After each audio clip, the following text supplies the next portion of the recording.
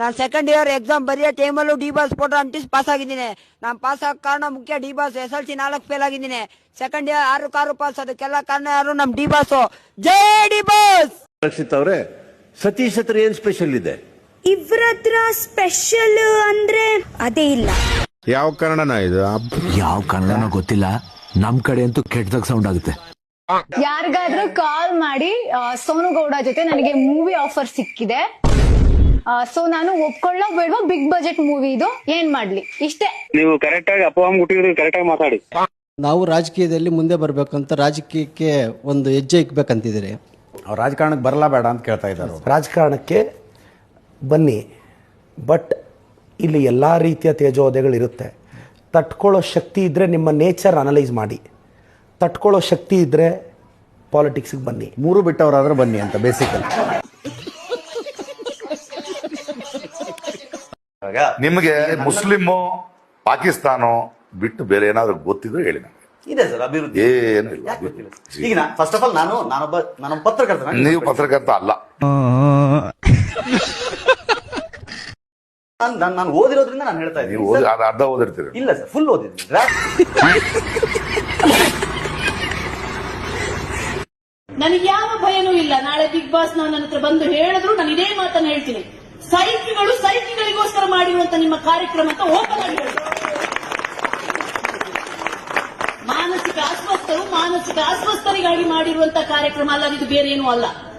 ಆ ಕಾರ್ಯಕ್ರಮನ ಭಯಾನಕವಾಗಿ ಬಿಂಬಿಸ್ತಿರುವಂತ ನಮ್ಮ ಮಾಧ್ಯಮಗಳು. ಏನ್ರಿ ಅದು ಕಾರ್ಯಕ್ರಮ? ಏನಿದೆ ಕಲಿಯಕ್ಕೆ ಅದರಿಂದ ನಮ್ಗೆ?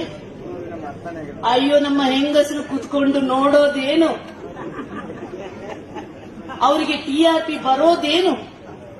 ಅಂದ್ರೆ ನಮ್ಮ ಮಾನಸಿಕ ಇದನ್ನ ಇಲ್ಲಿವರೆಗೆ ನಾವು ತಂದು ನಿಲ್ಲಿಸಿದೀವಿ ಮಾಧ್ಯಮದವರು. ಏನು ನ್ಯೂಸ್ ಚಾನೆಲ್ ಅಲ್ಲೂ ಅವಳು ಹೊರಗೆ ಬಂದಳು, ಇವನು ಒಳಗೆ ಹೋದ, ಅವನಿಗೆ ವೈಲ್ಡ್ ಕಾರ್ಡ್, ಇವು ಸುದೀಪ್ ಹಂಗಂದ್ರು, ಸುದೀಪ್ ಹಿಂಗಂದ್ರು. ಪ್ರಪಂಚದಲ್ಲಿ ನೀರಿಗಿಲ್ಲದೆ ಊಟಕ್ಕಿಲ್ಲದೆ ಜನ ಸಾಯ್ತಾ ಇದ್ದಾರೆ. ಅವನ್ ಯಾವನೋ ಬಿಗ್ ಬಾಸ್ ಮನೆಗೆ ಹೋಗಿ ಏನೋ ಕಡ್ದು ಕಟ್ಟೆ ಹಾಕ್ತಾನಂತ ನಾವು ಅಂಗಡಿಗೆ ಹೋಗಿ ಫ್ರೀ ಆಗಿ ಪೆಡಿಕೇರ್ ನೋಡು. ನನ್ ಕಿರ್ಚದಕ್ಕೆ ಹೊರಟೋಯ್ತು. ಕಿರ್ಚಲ್ಲ, ಬಾರಪ್ಪ ಸ್ವಾಮಿ, ಪೆಡಿಕೇರ್ ಮಾಡು, ಬಾ ಬಾ ಬಾ ಬಾ. ಗಲೀಜಲ್ಲಿ ಕಾಲಲ್ಲಿರುವ ಕಕ್ಕ ಪಕ್ಕ ಎಲ್ಲ ತಿನ್ಕೊಂಡು ಎಷ್ಟು ಚೆನ್ನಾಗಿ ನನ್ ಕಾಲೆಲ್ಲ ಗಲಾಟೆ ಮಾಡಿದ್ರೆ ಓಡತವೆ. ಕಿರ್ಚದಕ್ಕೆ ಓಡೋದು. ಕಿರ್ಚಲ್ಲ ಮಾಡ್ರಿ ಚೆನ್ನಾಗಿ ಪೆಡಿಕೇರ್ ಮಾಡ್ರಿ, ಚೆನ್ನಾಗಿ ಮೆಡಿಕೇರ್ ಮಾಡ್ರಿ. ಸಖತ್ತಾಗಿ ಖುಷಿ ಆಗ್ತೈತೆ. ಹಂಗೆ ಹಿಡ್ಕೊಂಡು ಮನೆಗೆ ಹೋಗ್ಬಿಡೋಣ. ಕಚ್ಬೇಡ್ರಿ, ಎದ್ರಕೊಳ್ತಾ ಇದ್ದಾವೆ. ಇಲ್ಲ ಬರ್ರಿ, ಎಲ್ಲ ಹತ್ರ ಬರ್ರಿ. ಆ ಗುಂಪಿಗೆ ಒಗ್ಗಟ್ಟಾಗಿ ಕೆಲಸ ಮಾಡ್ಬೇಕು. ಒಂದು ಕೆಲಸ ಮಾಡ್ಬೇಕಂದ್ರೆ ಒಗ್ಗಟ್ಟಾಗಿರ್ಬೇಕು. ನೋಡಿ ಎಷ್ಟು ಚೆನ್ನಾಗಿ ಮೆಡಿಕೇರ್ ಮಾಡ್ತಾ ಇದ್ದೀರಾ. 1000 ರೂಪಾಯಿ ಕೊಟ್ಟರು ಕೂಡ ನಿಮ್ಗೆ ಏನಿಲ್ಲ. ಇದು ನ್ಯಾಚುರಲ್. ನದಿಯಲ್ಲಿ ಬಿಟ್ಟು ನದಿಯಲ್ಲಿ ಬೆಳೀತಿದ್ದೀರಾ.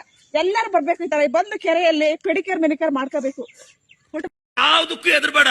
ಅಕಸ್ಮಾತ್ ಲೈಫಲ್ಲಿ ದೊಡ್ಡ ಅವಮಾನ ಆದ್ರೆ ಏನ್ ಮಾಡ್ಬೇಕು ಸರ್? ದೊಡ್ಡ ಅವಮಾನ ಆದ್ರೆ ಒಬ್ಬನೇ ಕುತ್ಕೊಂಡು ಯೋಚನೆ ಮಾಡು. ದೊಡ್ಡ ಅವಮಾನ ಆಗಿದೆ, ಒಂದಿನ ಬೈದೋನು ಸತ್ತೋಗ್ತಾನೆ, ನೀನು ಸತ್ತೋಗ್ತೀಯಾ.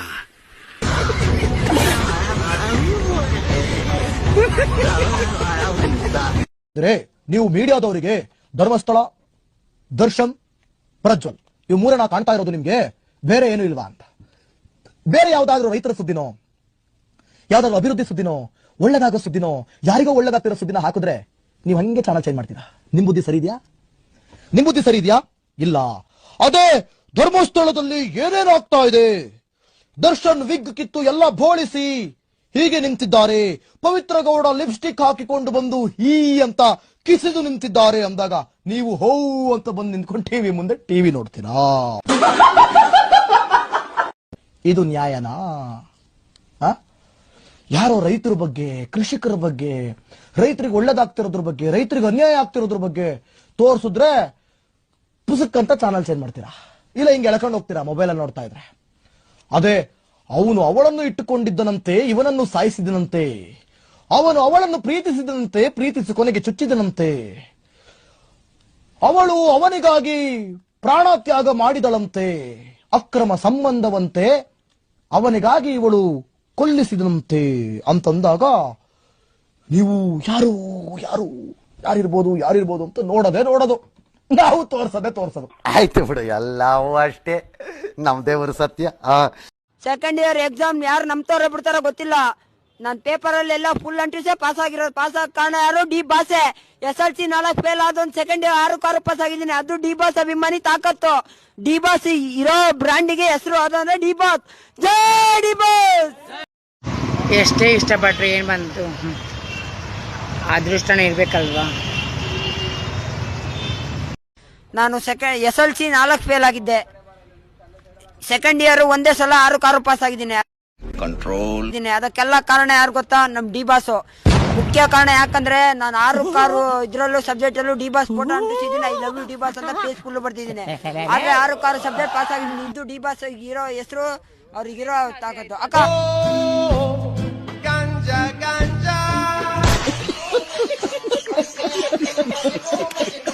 ಇದು ಅಹಿಂದ ಹೇರ್ ಸ್ಟೈಲು.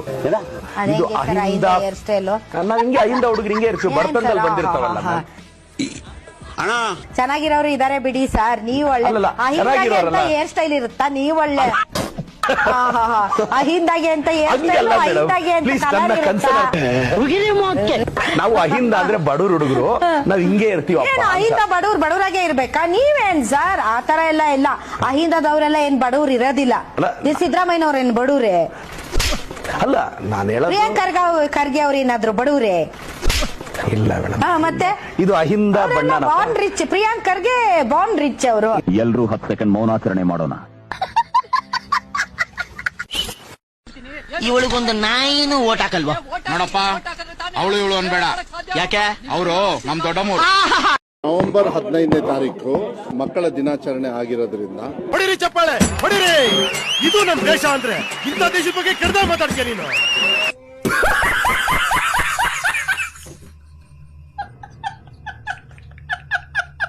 ಎಲ್ಲ ಗುರುರಿಗೆ, ಅಣ್ಣ ತಮ್ಮದರಿಗೆ, ಅಕ್ಕ ತಂಗಿರಿಗೆ, ಎಲ್ಲ ಹಿರಿಯರಿಗೆ, ಗಣ್ಯರಿಗೆ,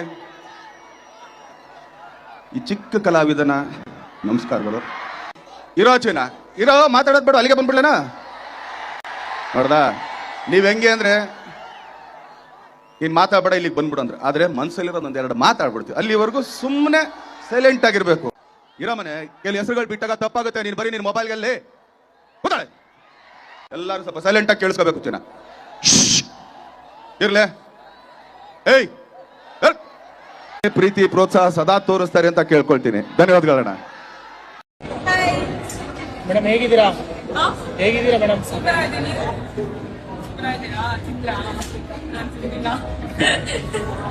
ಸೀರಿಯಲ್ ಎಲ್ಲ ಚೆನ್ನಾಗಿ ಬರ್ತಾ ಇದೆ.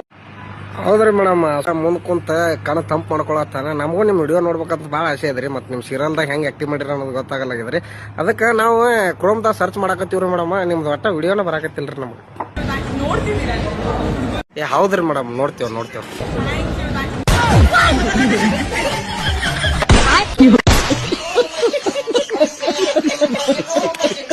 ಯಾವ ಶೋಕಿನೂ ಇಲ್ಲ ಸರ್. ನನಗೆ ತುಂಬಾ ಜನ ಪ್ರಪೋಸ್ ಮಾಡ್ತಾರೆ, ಆದ್ರೆ ನನ್ಗೆ ಯಾವ ಶೋಕಿನೂ ಇಲ್ಲ. ಇವಾಗ ಹುಡುಗಿರ್ ಸವಾಸಕ್ಕೆ ಹೋಗಲ್ಲ. ಹುಡುಗಿರ್ ಸವಾಸಕ್ಕೆ ಹೋದ್ರೆ ನೆಮ್ಮದಿಯಾಗಿ ನಾವು ಉದ್ಧಾರ ಆಗಕ್ಕಾಗಲ್ಲ. ಕಳ್ಕೋಬೇಕಾಗತ್ತೆ, ಎಲ್ಲ ಕಳ್ಕೋಬೇಕಾಗತ್ತೆ. ಇರೋದೆಲ್ಲ ಜಾಬ್ ಖಾಲಿ ಮಾಡ್ಕೋಬೇಕಾಗತ್ತೆ. ಅದರಿಂದ ನಾನು ಯಾರ ಸವಾಸಕ್ಕೂ ಹೋಗಲ್ಲ. ನಂದೇನಿದೆ ನನ್ನ ಸ್ಟೈಲ್ ಮಾಡ್ಕೊಂಡು ನನ್ನ ಮಗನ ಜೊತೆ ನೆಮ್ಮದಿಯಾಗಿದ್ದೀನಿ. ಕಣ್ಣು ನೋಡಿ ನಂದು ಬ್ಲ್ಯಾಕ್ ಆಗಿಲ್ಲ, ಡಾರ್ಕ್ ಸರ್ಕಲ್ ಇಲ್ಲ, ಏನೂ ಇಲ್ಲ, ನೆಮ್ಮದಿಯಾಗಿದ್ದೀನಿ. ಅದೇ ಹುಡುಗಿರ್ ಸವಾಸ ಮಾಡಿದ್ರೆ ಅದೆಲ್ಲ ಕಷ್ಟ, ಜಾಬು ಖಾಲಿ ಆಗುತ್ತೆ ಎಲ್ಲ. ಅದರಿಂದ ಏನು ಮಾಡ್ತಾ ಇಲ್ಲ. ಯಾರೂ ಬೇಡ ಅಂತ ಎಲ್ಲಾರನ್ನೂ ರಿಜೆಕ್ಟ್ ಮಾಡ್ಕೊಂಡಿದ್ದೀನಿ. ರಕ್ಷಿತಾ ಗೆಲ್ಬೇಕು. ಯಾಕಂದ್ರೆ ಅವಳು ಹಾರ್ಟ್ಲಿ ಆಡ್ತಾ ಇದ್ದಾಳೆ. ಒಂದು ಕಲ್ಮಶ ಇಲ್ಲ, ಒಂದು ಎಂಟರ್ಟೈನ್ಮೆಂಟ್ ಆಗಲಿ, ಒಂದು ಅಡುಗೆ ಕೆಲಸ ಅಲ್ಲ, ಇಡೀ ಮನೆ ಕೆಲಸ ಒಬ್ಳೆ ಮಾಡೋಂದ್ರು ಮಾಡ್ತಾಳೆ. ಒಂಥರ ಡೌನ್ ಟು ಅರ್ತ್, ತುಂಬಾ ಜನ ಮನ ಎಲ್ಲ ಹೊಂದುತ್ತಾ ಇದ್ದಾಳೆ. ಅವಳು ಬ್ಯಾಕ್ ಗ್ರೌಂಡ್ ಏನೇ ಇರ್ಬೋದು, ಆದ್ರೆ ಎಲ್ಲಾರ್ಗಿಂತ ಕಲ್ಮಶ 1% ಇಲ್ಲ ಅವಳಲ್ಲಿ. ಅದರಿಂದ ನಂಗೆ ರಕ್ಷಿತಾ ಗೆಲ್ಬೇಕು ಅಂತ ಇಷ್ಟ. ಬಿಗ್ ಬಾಸ್ ಮನೆ ಮುಂದೆನೆ ಮಲ್ಕೊಂಡ್ಬಿಟ್ಟಿದ್ರಲ್ಲ, ನಿಮ್ಗೆ ಯಾರು ಏನು ಹೇಳಲಿಲ್ವಾ ಅವಾಗ? ಮ್ಯಾಮ್ ಅಂದ್ರೆ ಅದು ಒಂಥರ ನನ್ಗೆ ಇಷ್ಟ ಮ್ಯಾಮ್. ಹೆಂಗೆ ಅಂದ್ರೆ ಯಾರು ಮಾಡಿಲ್ಲ ಮ್ಯಾಮ್. ನಂತರ ಹೋಗಿ ಯಾರು ಕನ್ನಡದಲ್ಲಿ ಯಾರು ಮಾಡಿಲ್ಲ. That is very true. ನಿಮ್ ತರ ಯಾರು ಮಾಡಿಲ್ಲ, ಯಾರು ಮಾಡ್ಲೇಬಾರ್ದು ಅಂತ ನಾನು ಫಸ್ಟ್ ಡೇ ಹೋಗ್ಬಿಟ್ಟು ಏನ್ ಮಾಡಿದೆ, ಇನ್ನ ಅವಾಗ ಸೆಟಲ್ ಹಾಕ್ಬಿಟ್ಟಿದ್ರು. ಸ್ಟಾರ್ಟ್ ಆಯ್ತಾ ಇನ್ನ ನಾರ್ಮಲ್ ಆಗಿ ಎಲ್ಲ ಪೇಂಟ್ ಎಲ್ಲ ಹೊಡಿತಿದ್ರು. ಬಿಗ್ ಬಾಸ್ ಲೋಗೋ ಕಾಣಿಸ್ತಾ ಇತ್ತು. ಸುಮ್ನೆ ಯಾರಿಗೂ ಗೊತ್ತಿಲ್ದಿರೆ ಕಣ್ ತಪ್ಸ್ಕೊಂಡು ಹೋದೆ. ಒಳಗಡೆ ಹೋಗ್ಬಿಟ್ಟು ಒಂದೇ ಒಂದು ವಿಡಿಯೋ ಮಾಡಾಕಿದ್ ನಾನು. ಅಂತೂ ಇಂತೂ ಸೀಸನ್ 11ಗೆ ಸೆಲೆಕ್ಟ್ ಆಗ್ಬಿಟ್ಟಿದೀನಿ ಅಂತ ಕಿಚ್ಚಾಬಾದೆ ಸೆಲೆಕ್ಟ್ ಮಾಡ್ಬಿಟ್ರು ಅಂತ ಒಂದು ವಿಡಿಯೋ ಮಾಡಿದೆ. Full viral. ಫಸ್ಟ್ ದಿನಾನೇ ವೈರಲ್. ಏನೋ 1 ಅವರ್ಗೆ ಏನಿಲ್ಲ ಅಂದ್ರು ಒಂದು 500K 700K ವ್ಯೂಸ್ ಹೊಂಟೋಯ್ತು. ಶಾಕ್ ಆಗ್ಬಿಟ್ಟೆ. ಅದೇನ್ ಮಾಡಿದೆ, ನಾನು ಒಂದೇ ಒಂದು ವಿಡಿಯೋ ಮಾಡ್ಕೊ ಬಂದೆ. ಮತ್ತೆ ಇನ್ನೊಂದ್ ದಿನ ಹೋಗ್ಬಿಟ್ಟು ಒಂದು 5-6 ವಿಡಿಯೋ ಮಾಡ್ಬಿಟ್ಟೆ. 5-6 ವಿಡಿಯೋ ಮಾಡಿದಕ್ಕೆ ಸ್ಟ್ರಿಕ್ಟ್ ಮಾಡ್ಬಿಟ್ರು. ಪಾಪ ಇಬ್ಬರನ್ನ ಕೆಲ್ಸದವ್ರನ್ನ ತೆಗ್ದಾಕ್ಬಿಟ್ರು ಮೇಡಮ್. ಪಾಪ ಇಬ್ಬರನ್ನ ಕೆಲ್ಸದವ್ರನ್ನ ತೆಗ್ದಾಕ್ಬಿಟ್ರು. ನಾನು ಒಳಗಡೆ ಹೋಯ್ತಾ ಇದ್ದು ಕಣ್ ತಪ್ಪಿಸಿ ಪಾಪ ಈ ತರ ಬಂದು ವಿಡಿಯೋ ಮಾಡೋನೆ ಹೆಂಗ್ ಮಾಡ್ದ ಅಂತ ಅವ್ರನ್ನಿಬ್ಬರನ್ನ ಪಾಪ ಕೆಲಸದಿಂದ ತೆಗ್ದಾಕಿದ್ರು.